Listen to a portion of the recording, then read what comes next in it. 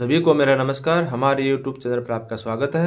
आज हम बताएंगे खांसी का घरेलू उपचार। खांसी कितनी भी पुरानी हो, कैसी भी हो, कफ वाली हो, सूखी हो या फिर लंबे समय से जुकाम रहने के कारण हो गया हो, इन सब के उपचार के लिए बहुत अच्छा कारगर सिद्ध हुआ है फार्मूला। आप आजमा कर देखिए, बिल्कुल आपको फायदा मिलेगा।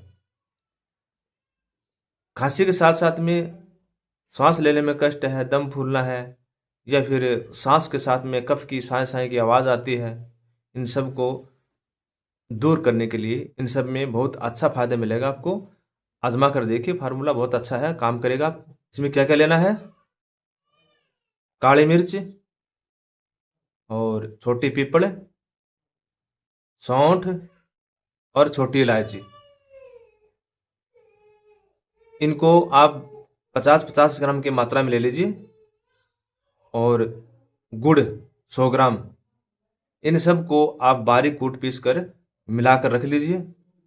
फिर रोजाना सुबह सुबह 10 ग्राम की मात्रा लेकर रोजाना खाइए।